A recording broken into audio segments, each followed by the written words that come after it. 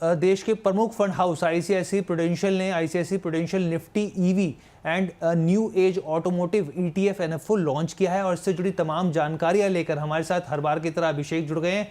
जी अभिषेक, बताएं क्या खास है इस एनएफओ में? बिल्कुल हर्ष, और ये जो फंड हाउस जो लेके आया है फंड, वो ईवी इंडस्ट्री को एक्चुअली केटर करते हुए ये आपको जो नया एनएफओ वो आया हुआ है। और बहुत कम अभी तक देखे गए हैं कि कोई फंड हाउस एनएफओज इससे रिलेटेड यानी कि ईवी इंडस्ट्री को केटर करते हुए ऐसे कोई फंड्स लेकर आए हों। इससे पहले सिर्फ मेरे एसेट्स और मेरे ख्याल से ग्रो म्यूचुअल फंड ही एक हाउस था जो कि इससे जुड़ा एनएफओ लेके आया हुआ था, और म्यूचुअल फंड स्कीम्स उनकी अभी चल रही हैं। अब इस फहरिस्त में एक नया फंड जो अभी शामिल हो रहा है, जैसे कि आप स्क्रीन पर देख सकते हैं कि ICICI prudential Nifty EV and new as NFO इसका नाम है, जैसे कि आप स्क्रीन पर देख सकते हो, जैसे कि हर्ष ने आपको बताया। यानी कि जो ईवी इंडस्ट्री में से जुड़ी कंपनीज को एक तरह से उसमें एक्सपोजर पाना चाहते हैं तो वो निवेशक उनके लिए एक तरह से इसमें बहुत बढ़िया एक तरह से मौका है।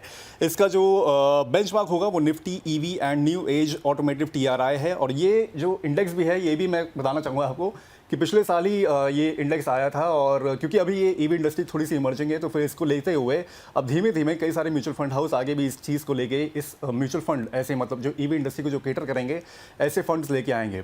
अभी फिलहाल जो इसका बेंचमार्क है जैसे कि मैंने बताया, तो उसमें ये हो सकता है, इसमें ये होगा कि जो इंडिया में जो आपकी ईवी इंडस्ट्री की जो परफॉर्मेंस होगी, जो उसकी ग्रोथ होगी, उसको ये एक तरह से बेंचमार्क जो है उसका वो रहेगा। इसमें आपकी जो ईवी कंपनीज़ हैं, ईवी 3 व्हीलर्स, ईवी 4 व्हीलर्स, जो स्पेयर पार्ट्स बनाती हैं जो कंपनीज, उनके परफॉर्मेंस को, उनकी ग्रोथ को ये फंड हाउस एक तरह से ट्रैक करेगा। वहीं सब्सक्रिप्शन की अगर बात करें तो 21 मार्च को ये खुल चुका है, यानी कि लास्ट फ्राइडे को ये ओपन हो गया सब्सक्रिप्शन के लिए, और 2 अप्रैल तक लोग इसमें निवेश कर सकते हैं।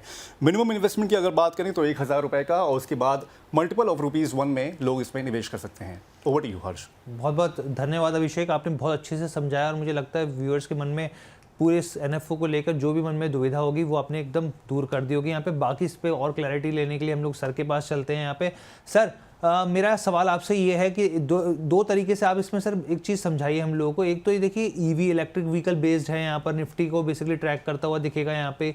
इसके अलावा ये न्यू एज ऑटोमोटिव ईटीएफ भी है सर, तो ये फंड कैसे काम करता है हमारे व्यूअर्स को ये समझाइए सर।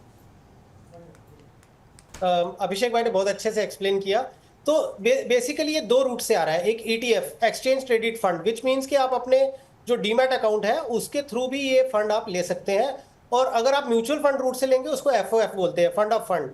तो ये दोनों तरीके से के निवेशक ले सकते हैं। जो लोग डीमैट के थ्रू अपना निवेश करते हैं उनको ये ETF रूट से मिलेगा, यानी आप अपने डीमैट अकाउंट से खरीद लीजिए। और यदि कोई डायरेक्ट इक्विटी में या डायरेक्ट डीमैट्स के थ्रू नहीं करना चाहता तो आप म्यूचुअल फंड रूट से भी ले सकते हैं, जिसको हम FOF बोलते हैं। तो बेसिक डिफरेंस तो पहले ये हो गया। दूसरा ये हो गया कि जैसा अभी हमने पूरा समझ ही लिया कि ये बेसिकली ऑटोमोबाइल सेक्टर को, स्पेशली जो ईवी है उस तरफ, या न्यू एज ऑटोमोटिव जो सेक्टर है इमर्ज कर रहा है, जिसमें आप देखेंगे तो हर्ष भाई 2 व्हीलर्स हो गए, 3 व्हीलर्स हो गए, पैसेंजर व्हीकल्स हो गई हैं, कमर्शियल व्हीकल्स में भी हो रहा है, बैटरी मैन्युफैक्चरर्स हो गए, या आप ये देखेंगे कंपोनेंट मैन्युफैक्चरर हो गए, रॉ मटेरियल सप्लायर्स हो गए। तो इसका भी एक बहुत बड़ा होराइजन है जिसमें बहुत सारी कंपनियां इसमें शामिल होती हैं। आप ये देखेंगे कि पहले जो गाड़ी होती थी वो उसमें जो डिजिटल डिपेंडेंसी हम जिसको बोलते हैं वो बहुत कम होती थी, 5-7% की। अब वो 23% की डिजिटल डिपेंडेंसी हो गई है। अगर आप कोई भी कार देखेंगे आने वाले समय में 40-50% हो जाएगी, विच मीन्स कि वो कार ना रह के एक गैजेट बन जाएगा। और हम देखते हैं आजकल कीलेस कार आ गई है, आप अपने थंब से, डिजिटल से, वो थंब इंप्रेशन से आप अपना लॉक खोल देते हैं। उसके बाद जो डैशबोर्ड है वो पूरा डिजिटाइज हो चुका है, आपको टेम्परेचर कंट्रोल्स, ये वो सब। तो कहने का मतलब ये है कि इस सेक्टर में आउटलुक तो बहुत अच्छा है। इंडिया में अगर आप देखेंगे लगभग 30 से 40 लाख गाड़ियां जो बिकती हैं साल की। अगर हम चाइना से कंपेयर करेंगे, चाइना हमसे 8 टाइम्स या 9 टाइम्स ज्यादा गाड़ियां बेचता है। तो विच मीन्स के अभी भी हमारी जो ओनरशिप है ऑफ पैसेंजर व्हीकल्स या 2 व्हीलर्स की इंडिया में पेनिट्रेशन के लिए बहुत बड़ा स्कोप है। लेकिन यहाँ डिस्क्लेमर क्या दूंगा हर्ष भाई कि ये एक अगेन सेक्टर या थीमेटिक फंड है, ठीक है। तो इसमें रिस्क फैक्टर भी उतना रहेगा। मान लीजिए फॉर सम रीजन अगर वो पर्टिकुलर सेक्टर जो है वो किसी एक तरह से बैड साइकिल में आ गया तो आपका ये फंड उतना अच्छा परफॉर्म नहीं करेगा। सर यही चीज आपसे जी please continue sir, sorry please. तो अगर आप ये व्यू लेके आ रहे हो कि मुझे 5 से 7 साल का व्यू है मेरा, तो आप इस फंड में निवेश करें। यदि आपको लगता है कि मेरा व्यू जो है या जो पैसा अवेलेबल है मेरे पास वो खाली 1 या 2 साल के लिए है, तो फिर आप इक्विटी फंड्स में तो ना ही आए। तो ये उनके लिए सही है जिनको टैक्टिकल प्ले लेना। और टैक्टिकल प्ले क्या है कि आप 5 to 7% या मैक्सिमम टू मैक्सिमम 10% जो होते हैं आपके सेक्टर बेट्स होते हैं पोर्टफोलियो में, उसके बियॉन्ड आपका जो एक्सपोजर नहीं होना चाहिए। तो सर यहाँ पर एक सवाल ये भी उठता है, यहाँ पे देखिए अभी डोनाल्ड ट्रंप की तरफ से बड़ा ऐलान किया गया, हालांकि उन्होंने फिलहाल तो यहाँ पर रोक लगा दी, जो ऑटो एंसिलरीज कंपनी थी उसके ऊपर वो टैरिफ लगाने जा रहे थे, कनाडा और बहुत तरह की चीज़ें थी, फिलहाल तो उन्होंने यहाँ पे रोक लगाई, लेकिन कब तक लगेगी ये नहीं पता, पहली चीज़। दूसरी चीज़ सर यहाँ पे कि जो ईवी इंफ्रास्ट्रक्चर है सर, अभी तक सरकार में उसमें हम लोग देखें सरकार की तरफ से बहुत ज़्यादा कुछ देखने को मिल नहीं रहा, बातें हो रही हैं वो बात फैक्ट है, लेकिन आप कहीं रोड पे भी निकल जाएं तो वो आपको ईवी चार्जिंग स्टेशन या इंफ्रास्ट्रक्चर वैसा होता हुआ नहीं दिख रहा सर। तो ऐसे में इस पर बैट लगाना सही रहेगा सर?